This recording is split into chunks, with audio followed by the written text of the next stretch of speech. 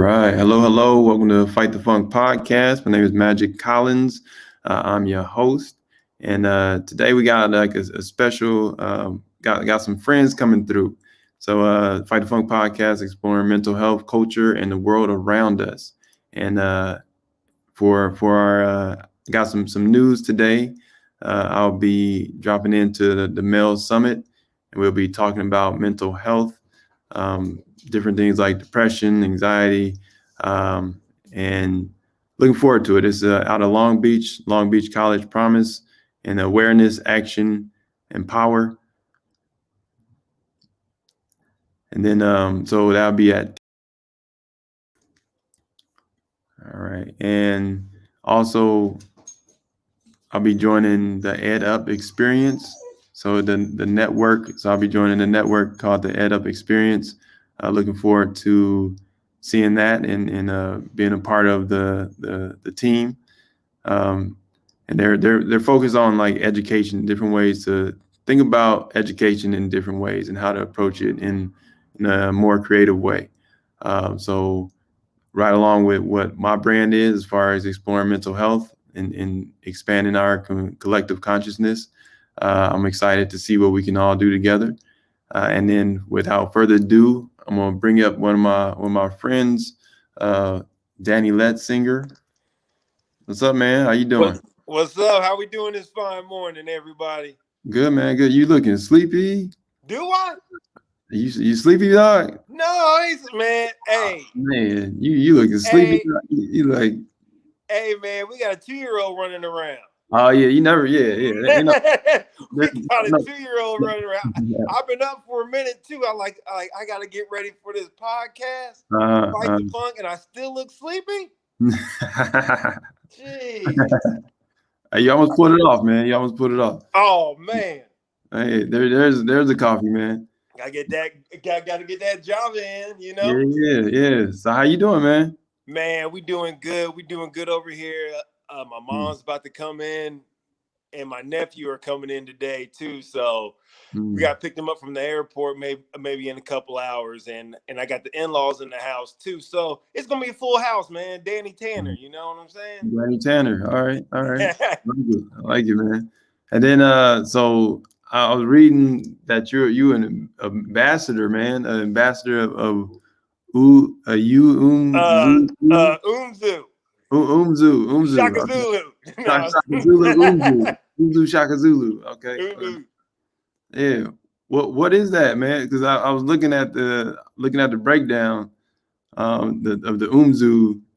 Is that like you said you got surgery? I remember you showed me some pictures of that too. I'm gonna tell you something. Okay. Because I'm also a bouncer too. I haven't been, since the quarantine shut down everything.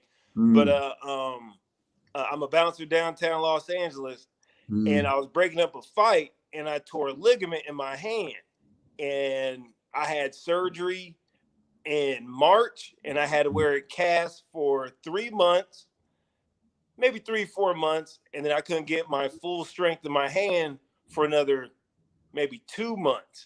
So basically during that time, okay, that was at the beginning of 2020, COVID hits, and then all the social injustice stuff hit, and then, dude, brother just blew up, man.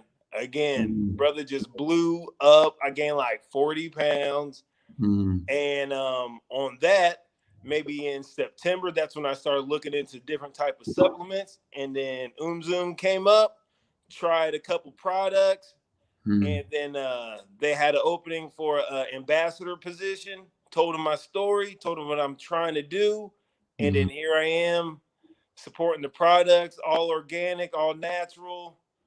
Got everything from you trying to lose weight, build muscle mass, increase blood flow, and digestive, cognitive.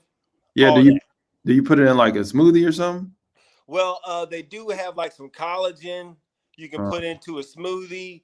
They got pills like supplement form. You take before meals, after meals. Okay. It got a whole line of everything. So yeah, everybody check that out. UMZU products, dude.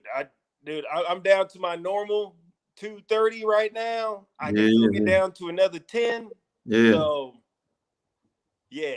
Yeah. I'm gonna say, so with that, how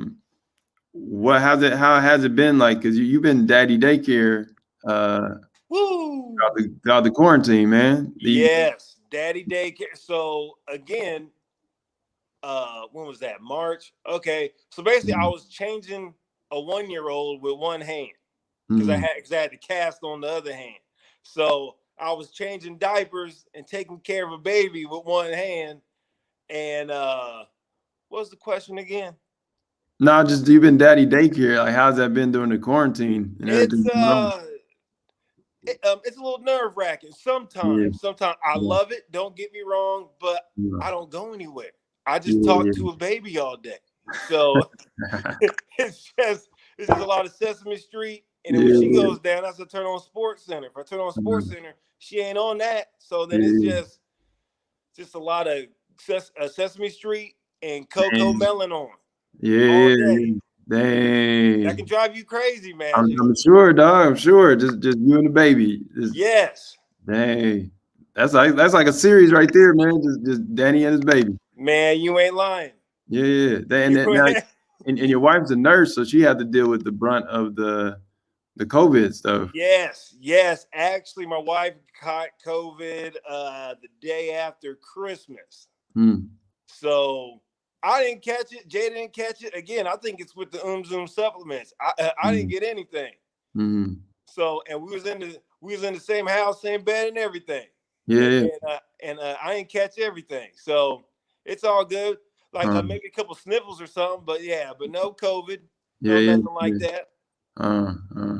And did y'all like how'd y'all deal with kind of the stress of her working? You know, it's like she's working in during the COVID in the hours and what the toll that takes.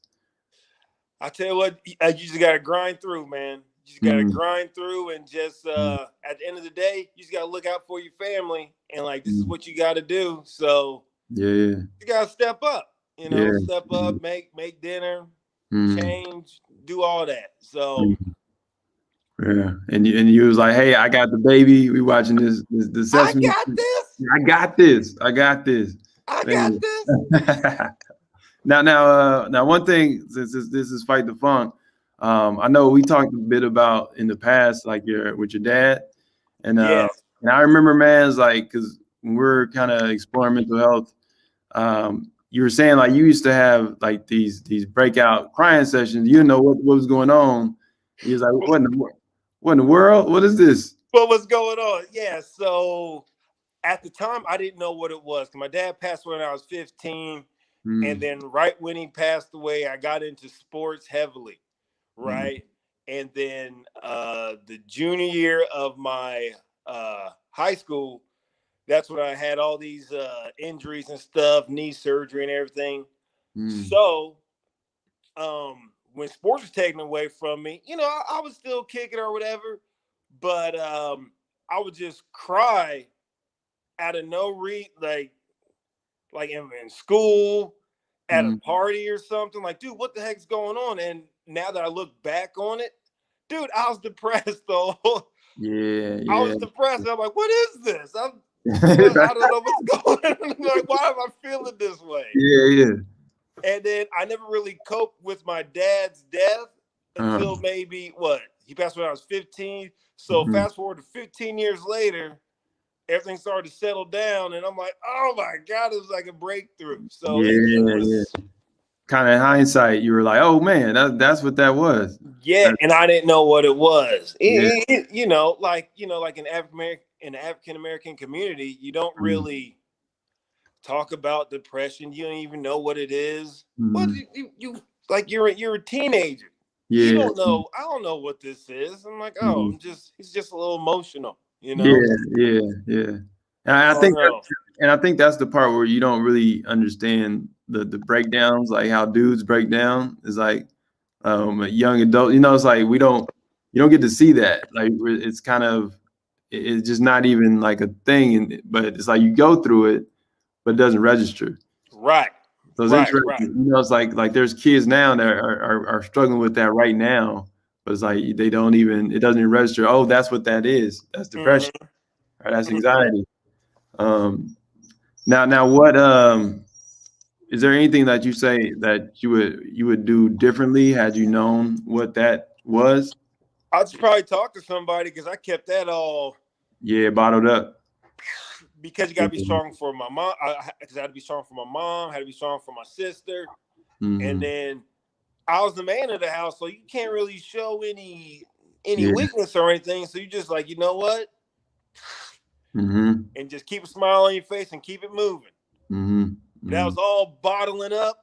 And then when life started to hit, when the real stuff started to happen in your life, it's like, Yeah, exactly. Yeah, man. Man, it bottled up for 15 years. This is ridiculous. Oh man. Yeah. Okay. And then so I'm gonna bring in Corey right now and to join us. What's up, Corey? How you doing, man? Hey, what's happening, Magic? What's up, Corey? Welcome. Happening? Welcome. Yeah, thank you for having me. Definitely. Now we go back too, man. Working the wine section and. Oh yeah. yeah. Okay. Now we were just talking about mental health. Like, so do you have like a kind of a personal story and journey with your own mental health? What was that? Go ahead. So we're just talking about mental health, right? And Danny was talking about how like when he was an athlete in high school, he was battling depression and he didn't even know it. Like he was just having these crying fits, and he's like, "What is this? What?" So did I say that right, D? Yeah. Coming out my eyes. What's this coming out my eyes? You know, when Danny was talking and he said he had a 2-year-old, I have a 2-year-old right now doing the exact same thing. We've been up since 5:30. There you go. I totally feel you. Struggle. Yeah, I cry every night. That's my thing. If you want to know, I cry every night.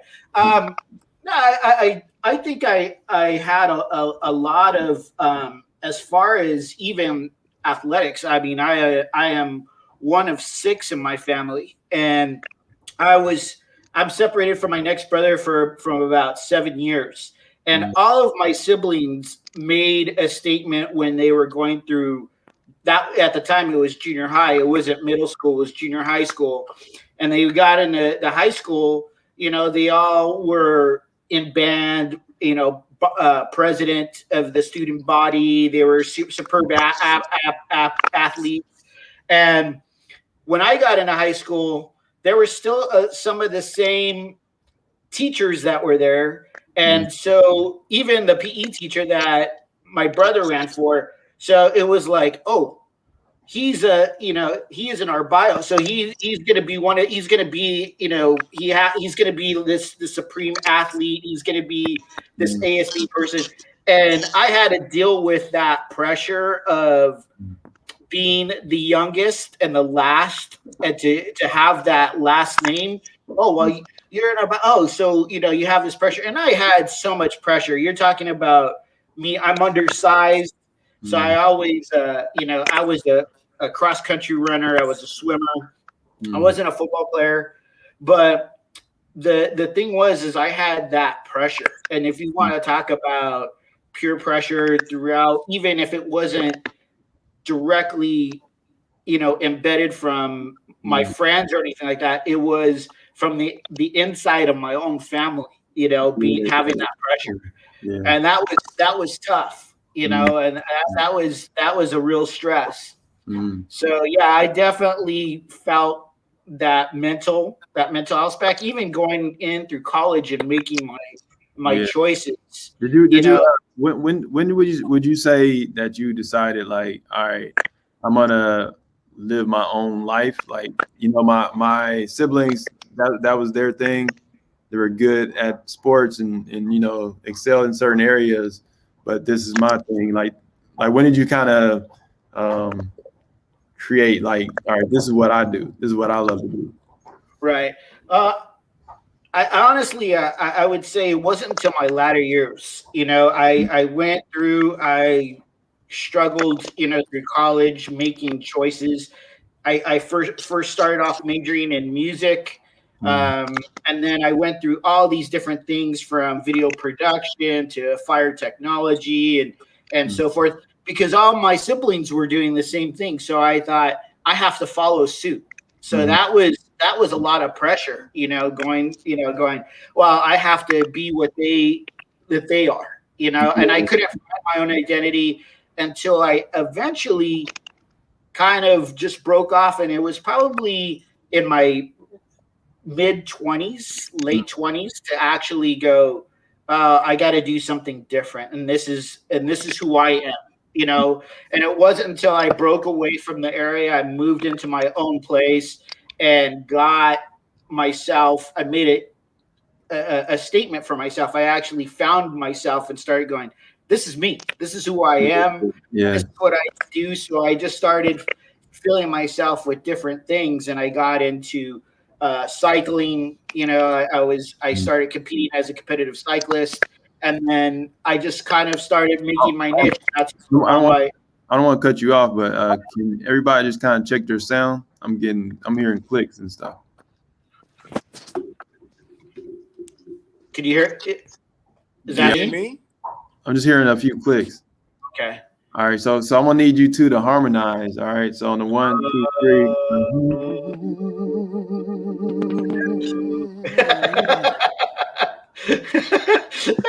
Hey, dude, we can go on like tour. that. We can go on tour.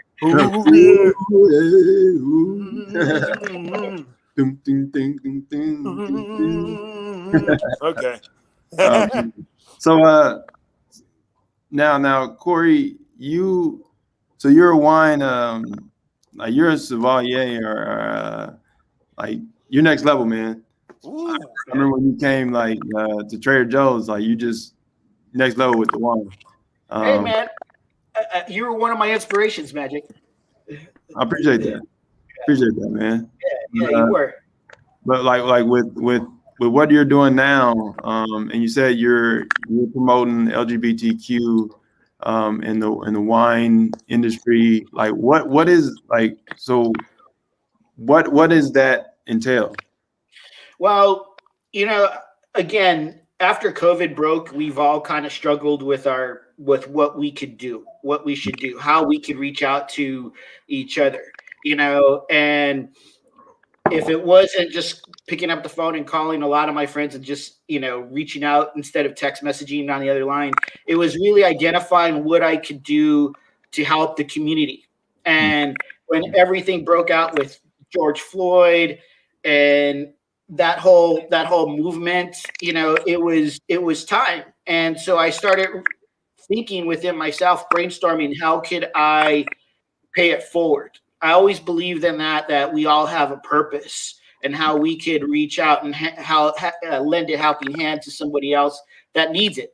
And so when I was brainstorming, I was putting together this podcast that I do, and I just formulated it to reaching out to the Black community, but not only the Black community, but the Hispanic, the LGBTQ, the vegan, and the natural like organic winemaking industry, and also the women industry, the women empowered industry, the CEOs, the founders.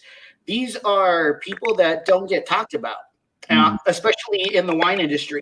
I've been involved with the wine industry for quite a long time, and I felt very naive. It was very eye-opening to see what was going on, and I just felt like, hey, I need to do something. I need to have a voice. If I could do something, and I'm just sitting here, I'm a dad, and I could do something. I'm trying to keep myself and my family safe. So how could I do something to reach out? So I just started this podcast that was geared to these communities in the industry that are much, like I said, much needed to have focused and support. Okay, all right. Nice. And then with that, like, how do you see the wine? Like, what was your inspiration? You told me about the ladies that they don't get distribution? Yeah, I mean, I was actually involved in a conversation. I was observing a conversation that was happening. There was a huge celebration for one of the industry's renowned ambassadors for the wine industry. They're Black-owned, dude. And they had a marathon this past weekend celebrating Black History Month. And their last winery is actually the biggest winery in the country, Black-owned, and it's women-owned. And it's called the McBride Sisters. And it's a beautiful wine, a beautiful set of wines. But the whole thing that they were talking about was they're still having issues, even though they're the largest winery in the country and maybe the world, Black-owned winery, they're still having issues getting distribution. And it's like, how could that be when you have all these other wines that are out there?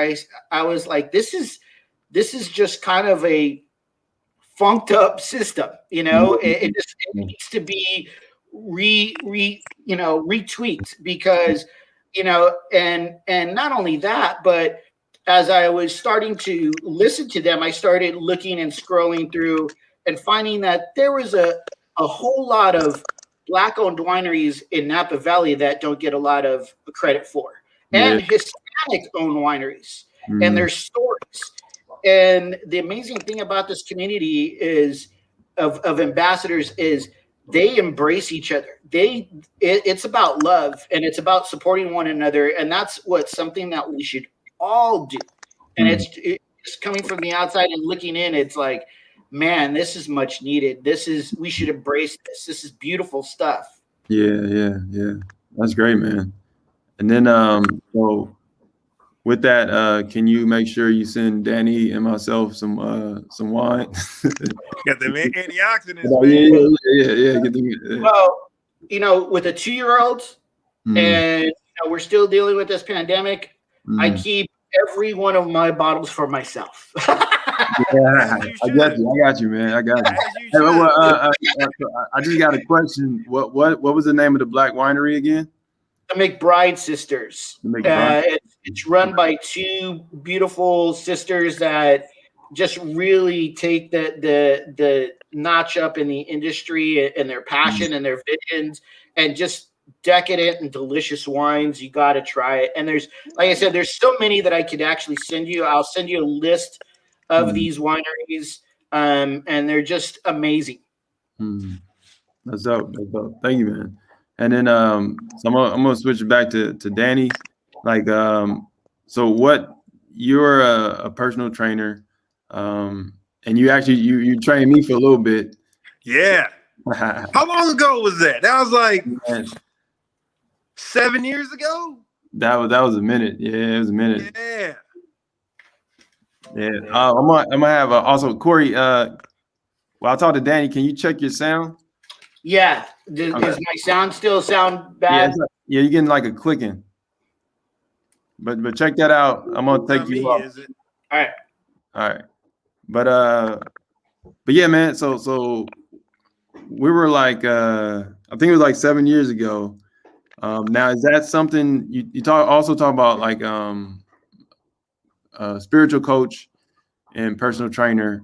So is that kind of like the plan where you're going to combine the two, or because I'm in the same boat where it's like I'm trying to learn what is it moving forward? What does life look like moving forward for myself? Right. So what is that like after everything that has transpired, after George Floyd, after everything? What is that for you? I say, after all the Ahmaud Arbery, George Floyd, and then just feeling down, just like what is this world coming to? And then what got me out of that was getting my butt in the gym and getting back where I need to get back to. And then that's when I do a lot of my thinking anyway, when I work out. So again, just going through the process and just thinking about what you can do as a person, and then just being aware of what you have in self and be aware of what's going on outside of everything else. Mm. And then dude, and then start putting in the work, man. Start putting in the work, being positive, and just use your mind to do some positive things out here. Yeah, we went back and forth a lot during this year, as far as like just like we went to dude forgot his name in Ohio when the guy was murdered with his sandwich in the doorway. Yeah, and like, we're both kind of flipping out, and it was like, well, that's in Columbus. Yeah, Columbus, and it was like, and I hit you back. I was like, that's why we got to keep figuring out the work and what that looks like for us, and keep moving, man. Like those incidents is like it's a cumulative effect, like with our psyche, and to see it year in, year out. So it is a sense of how to keep it in the vein of, all right, I see that, now what? Right. And then I think that's part of it is not letting it just take you out of commission. And that's like with Ahmaud Arbery, like that took me out of commission. Like I was out for. And he was working out. He was working out. Yeah. So is that kind of. Yeah. Yeah. So is that kind of thing where it's like what, I know another thing where like I told somebody, check into your ACLU, like work with people. If you see something like that, and it's like, all right, well, how do you get that energy out? Right. Become toxic. Right. And so for you is working out, and what other like kind of avenues? Yeah. But I want to say first and foremost, Magic, when I was going through this time in 2020, when I started feeling down and just the anxiety and like I don't know if it was depression, but it was along those lines. But talking to you and then just you giving me the information and the certain channels to go to get through what I had to get through, I would like to thank you for that. So, and just put my plan into work. So I just like to thank you for introducing me and talking to me throughout this whole time. So appreciate you, man. Thank you, man. Thank you. Going to come out of nowhere with that, man. Yeah, no, man. I appreciate that. Man. Just like with the platform that you're putting on, I just want to say we just appreciate you for everything that you do, big dog. So yeah. So that's what's up. But yeah, man. Choked up, man. Stop, dog. What man? No. I'm messing with you. Man. But Magic, what was the question again? Okay, I think Corey just checked his sound. I'm still hearing the clicking though. Hold on. Is it me? I don't know what this. Welcome back, Corey.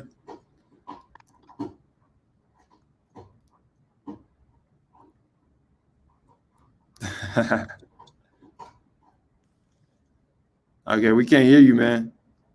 Uh-oh. See, this is our first time. All right, can you hear me now? There we go. Yeah, there you go. Yeah. Cool, man. I think I was trying to guesstimate if that was my son making those clicks, but it does. He's further back, so I don't know if it's him. But just to rejoin that conversation with you and Danny. I actually felt the same way when everything broke with our Ahmaud Arbery and George Floyd and being isolated. I just moved out of state, and so I was isolated from my family. I'm further away, so it's harder to get, especially with the pandemic. And all this stress, and then when I end up finding that my family got COVID and my 83-year-old mother had COVID. That was a stress in itself. And to try to find, and I can't say it enough, but you were one of my outlets, honestly. And I got to give that to you, Magic. You were one of my outlets, and I would join a lot of what you would be talking about. And you inspired me to keep moving forward not just as a man, as a Hispanic man or a father, but as an individual that really needed to really come to my own mental state and go, hey, I need to be strong. I need to be focused. And I started taking my son out on longer walks. My family got involved. We started doing virtual races, and there's a whole community of virtual races out there that you could actually join, that you could be in a race and be socially distanced and have a great time. And so I started looking for things that are going to help support my own mental health and keep me straight and focused. But, I got to give it to you, Magic. You've been a voice, a voice in my head for a lot of this. And, I appreciate you, and I want to thank you. You've been awesome. Thank you, man. Thank you. And I wish I could have kept it going, but it's like as far as I know, I needed to shut it down because I was running myself into the ground. But I'm fortunate, man, and I'm grateful because the love was real and the stuff I was putting out there was real. And it's but my health was also getting compromised. So it's I had to stop. And it's so that was kind of painful, but I'm appreciative to hear that I had some effect in help people through some of the hardest times. So it is, it means a lot, man. Thank you for sharing that. Yeah. Hey, thank you for having me, Magic. Appreciate it. Yeah, man. Yeah. Now, so with that, what I don't even know. See, y'all get me, man. Come on, man. I'm trying to trying to be all stoic and stuff. Quit talking nice about me. Yeah, see, stop talking nice, man. Quit talking nice about me. Yeah. Hey, talking about these things I've done too, man.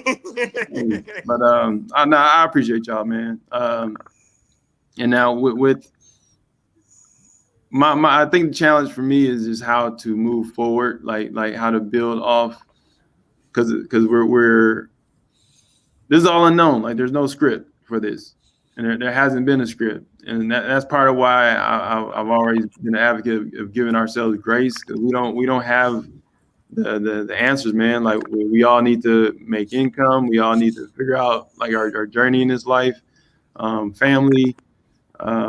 So what do you guys kind of see for yourselves in your community moving forward? You can go first, Corey. Thank you, Danny. I think the thing is for me, it's just paying it forward. If we're going to be still, in a sub lockdown, it's really just to try to help pay it forward in the community. That's going to help keep me focused, to doing something, being strong-minded, not only for myself, but for my family and others. So I think that is my goal, man. Just keep on paying it forward. Yeah, I'll piggyback on that. Yeah, just to inspire and motivate. I know 2020 took a toll on everybody, and as you can see, we made it out of 2020. Got a couple got a couple bumps and bruises, but at the end of the day, I feel like we became stronger mentally and even physically. So just saying we're getting out of 2020 and just want to do even more to encourage more positivity in the world. So as long as we keep doing that, man, we on the right path. I feel that, man. I feel that. And then I got a question in chats. So how has comedy comedy and humor helped you during this time? Danny, or either one, so just because we've done stand up together in some of the coldest places. Some of the coldest open mic bars. Literally, there was one spot where we did stand up in a bar, and there was it was the bar, and there was a pool table, and then on the other side, that's where we were to do stand up. and it was like, and we were doing like 10, 15 minutes with two people in front of us. Man. And I still remember the two college kids. Literally, it was like 15 minutes with two people in front of us. Man. That was man. And even the bartender put their 2 cents on there too. So basically, she wanted to be a comic. She didn't want to get on stage. She just wanted input on what we were saying. It's like, wait a minute now. Yeah. It ain't your turn. Yeah. But, but this year, so how has like comedy helped you this year? I'll just say, man, you just got to find some type of humor. And it's just, you just got to find a way to laugh. Just don't forget that you're human. And that's one way to release endorphins. Just try to find a way to laugh. Just laugh every day. Keep you young. Keep your spirit vibrant. I mean, it's just trying to find something to enjoy and just smile and laugh at the end of the day. So I know it's very hard to do at this time, but again, if you can find any type of way to do that, hey, sky's the limit for everybody. So yeah, I think that's the same. I actually find the humor in my son, and watching him, it's really and this is one of the things that we haven't like really touched a lot on are the kids that are actually going through this pandemic and this whole diversity, this whole separation. It is killer. My oldest brother is an administrator for the LA Unified School District, and it's tough. You have kids that don't have all the necessary needs for them to go through their normal everyday class, and it's really sad. But finding the humor and the development in my son, that's one thing that just brings me back down and say, hey, it's all right. We got each other. Everything is good. And watching them do, especially things that I do, is freaking scary, man. I'm like, oh, dude, this is me. I'm like, that's scary, but that's how I do it. We try to just turn off the noise and just, really be a family. And I think this is what, I hope a lot of people could really have done throughout the beginning of this to really reconnect, disconnect on social media and really reconnect with each other. And this was huge for me. So I see that in my son. That's where I got a lot of my humor from. I feel you on that too, Corey. I see everything in my daughter. My daughter got my head and does everything that I do. I'm like, what? Dances and everything. I'm like, dude, let's get more babies, man. Wife's like, hold up, wait a minute. Yeah. What are some of the kind of moments where y'all feel like where it's like I wasn't ready for this, like where it feels like you're kind of, because I think the whole raising a baby is beautiful, and then it's like your fathers, like what are some of the what can you guys share that people probably don't hear from fathers a lot, with raising a child? I'll get that to you. Hey, at the end of the day, babies are going to cry. So the thing is, you got to stay cool in the pocket. Once you flip out, the baby's going to see you flip out. I got to be Tom Brady in the pocket, man. You got to be cool. Got to be cool. Babies are going to cry. Remember that. And just don't channel in. Stay cool in the pocket. That's all I can say. Yeah, then you find your little spot to go cry. Right? Yes. Yeah, I think that's the thing is kind of, especially during these times, put yourself into their shoes. My son is quite active. He loves the outdoors. And when all this pandemic broke, it was tough because he started being more restrictive, and we were more restricted to what he was able to do. You know, you couldn't go to the playgrounds, you couldn't do this, and so really, as a dad, I had to put myself in and kind of even just be think like I'm this kid. You know, what am I going through? I had all this freedom before and saw this, you know, all these things, and now I'm restricted. But also as a father, as a dad, and even as a husband, it was even to be a support for my wife, you know, because again, we're isolated, we're away from our families. And so it really put a whole new like meaning of what a dad, father, husband is. And so it was, man, it was eye-opening. And like Danny said, they're gonna cry. And you just gotta just hold yourself in and just try to be as you know, as patient as you can, and just think about them and what they're going through. Okay, nice. And then how has what was the challenges with you guys' relationships throughout this pandemic? Like, I know that not all of them, but just, you know, anything that you would share as far as like how did you kind of reconnect with your significant other, as far as like we got to figure out creative ways to you know, get through this and find new ways to connect. I'll say this whole time brought me and my wife closer than ever, just because we were going through. She's working in the hospital. She was stressed about working in the hospital, and just having her come home and me comforting her and just telling about my day and just taking care of home. And like at the end of the day, we're all doing our best to survive, and it just brought us closer together. That if we can get through this, we can get through anything. So that was what I got out of this whole moment in time, I should say. So Right, yeah, and Danny, tell your wife she's a hero. You know, thank you. Yes, she's a hero.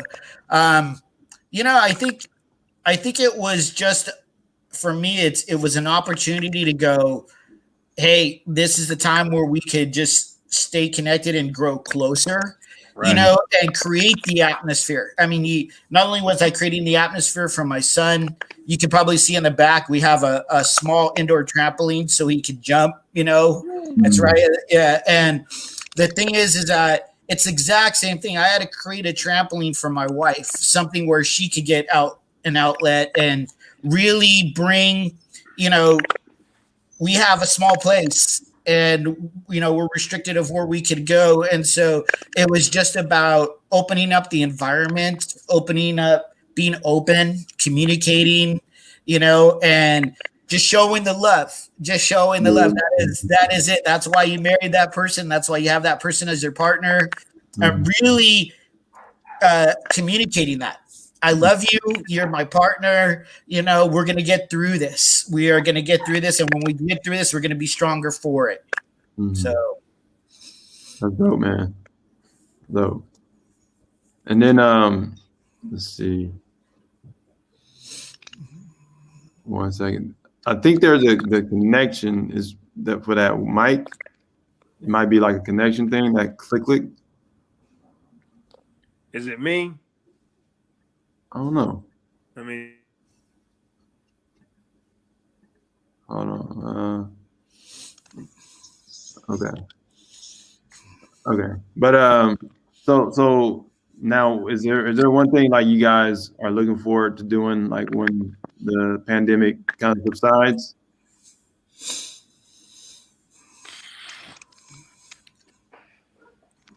Just talking to people again. Yeah, you got you the daddy and the baby. Yeah, Sesame Street. Yeah. That interpersonal connection with people, man. Oh man, I do miss that. I mean, I just started talking in full sentences maybe about like a month ago. Mm. Now, you did call me once, and you was like, "Hey, Gaga." I was like, "Man, I'm talking in fragments." I'm not your baby, man. I got Google, Gaga. Oh my gosh! Magic, what did you eat today? What did you eat today? Why am I talking to grown man like this? Did you eat your candy?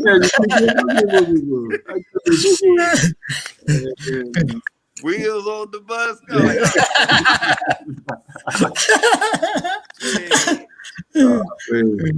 I don't know. Yeah, talking to adults. Yes. Okay. All right. Nice, man. What about you, Corey? I think, the same thing, being able to, I'm looking forward to being able to see my family again, especially my mom. We talk on the phone every day. I mean, every day. And, even when she had COVID, I would call her and just check in and make sure she was, doing all right. But I think that's the thing, is reconnecting with our family, our friends, and hugging each other. That's something that we haven't done in a long time. It's so weird because I'm a very open, I'm a very friendly type person. And to not have that connection, to be like, it's like this glass and you can't, it's like, you're stuck, you're going like, it sucks. Yeah. And that's the thing, is just embracing that and seeing, where we moved, we haven't even seen what we're supposed to. As soon as we got here, we got in lockdown. And so we haven't been able to, see where the area, the beautiful area that we live in. And so that's the thing, is just, and allow my son to see the world. That's the thing, man. Show, that's the thing. That's dope, man. That's dope. And now what, okay. Now for that, like, how do you see? Because one thing I'm always concerned about is the getting back to normal and taking your foot off the gas as far as continuing to pay attention to policies and things that affect your family and your life. Because I know it gets very easy when you start getting back into the routine of everything. Now, how are you guys kind of thinking about combating that, where it's like you can still stay plugged in, but also allow yourself to get back into a flow of everyday life? Danny, like that.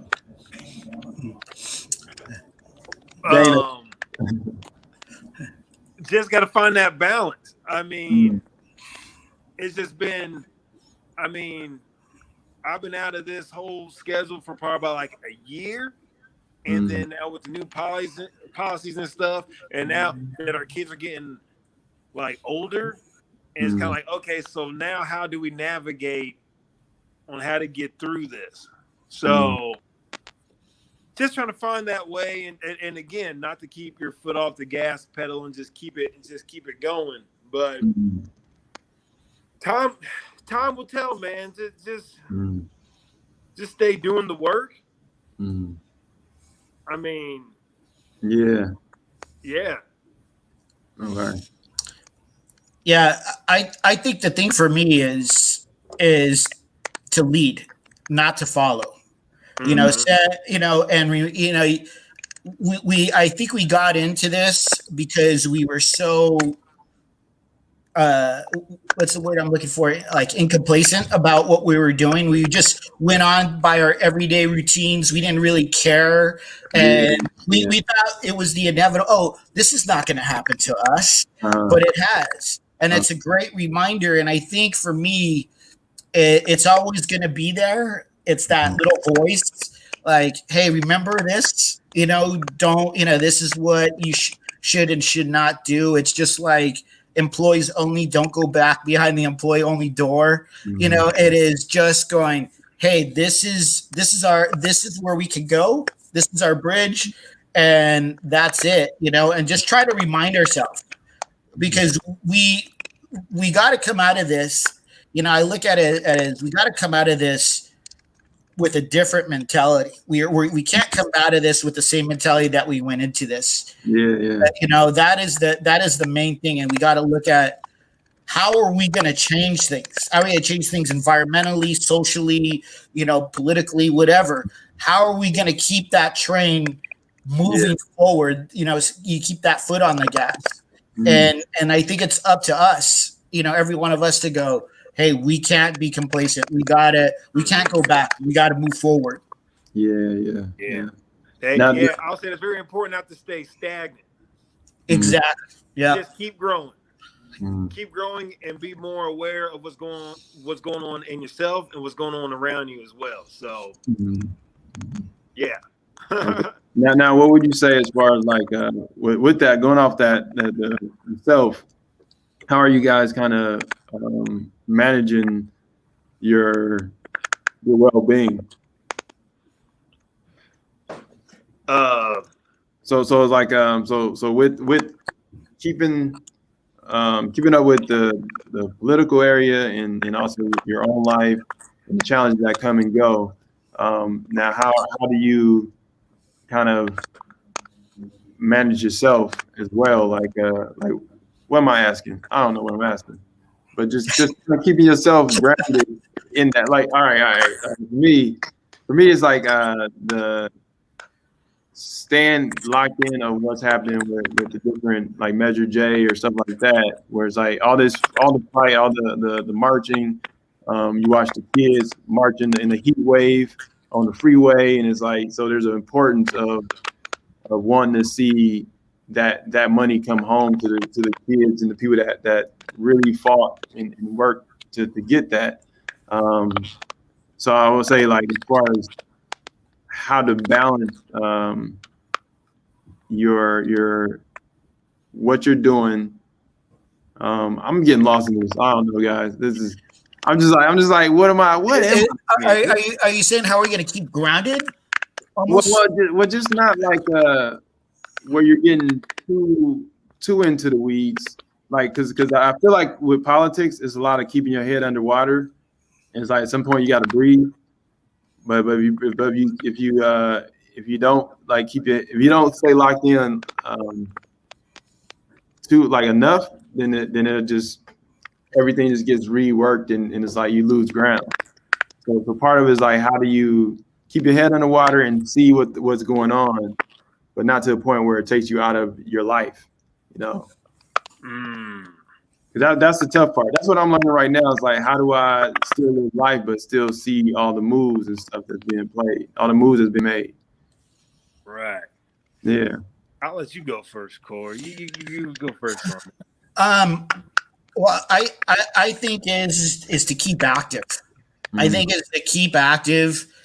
If it's about the politics, I know a lot of us want to separate the noise, the from what's real, and I think the thing is keeping that focus still. I mean, like I said, we should have a different mentality from when we went into this as we got out of it, and I think we realized that by the vote that was made clear by the vote this past November.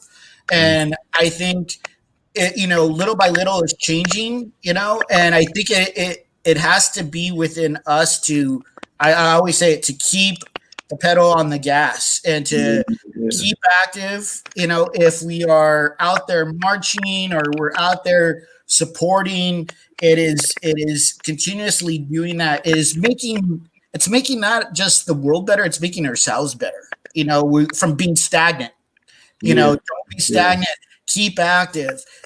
Especially with us. Like, I think I don't know if I think Danny and I have the same mentality, but we would want the best for our kids, and we gotta. It's up to us. We're the adults right now, and it's up to us to really make that happen and keep that going. Because what are we going to leave our kids? That's the thing we got to think about, is what are we going to leave our kids? Do we want to leave them in disarray, or do we want to leave them with something that they could be proud of, that our parents did, or our uncles or our nieces or whatever did? That's the main thing. Yeah. That's dope, man. 100%. And then I'll just say, stay true to yourself, Mm-hmm. and stay true to yourself and stay honest. Mm-hmm. Because your kids see that. And then just trying to build that solid foundation, and then your kids are going to imitate you. Mm-hmm. So as long as you're still just staying true and just doing the right thing, man, you're doing good, man. Again, just leading your kids to success, man. At the end of the day, that's wife, family, everybody who look at you like, oh, I see what Corey doing over there. I want to do what he doing. Magic, man, I see what you're doing too, man. I respect that. I'm gonna do what you do. So, yeah. Okay. All right. Well, I appreciate you, fellas. Man. Appreciate you, man. Yeah, this is dope. Nice to meet you. Same right here, man. Yeah, same here, Danny. It was great. It was great talking with you. I feel like I actually connected with another dad. Yeah. Right. For a long time. It was great. It was great. Yeah. It's a dad's moment, man. Dad's moment, man. I'll give a virtual hug. A virtual hug. No, right? Man. little dad support group. I like it. That's right. Yeah. Y'all can share Sesame Street like episodes or something. Hey, when you there we go.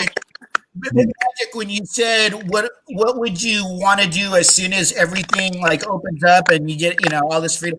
I would love to stop singing my son's cartoon songs. I think we see like more of his Disney Junior and Disney songs than we do our own music. So it's gonna be nice to actually do that. Nice. That's dope. You're like, oh man. All right. Hey, well, thank you, fellas. Thank you so much. Thank you. Thanks for having me. Yeah, thank you. Thank you, Magic. This has been a Fight the Funk podcast. Check us out next week on Wednesday. And thank you all for joining us. Deuces. Peace.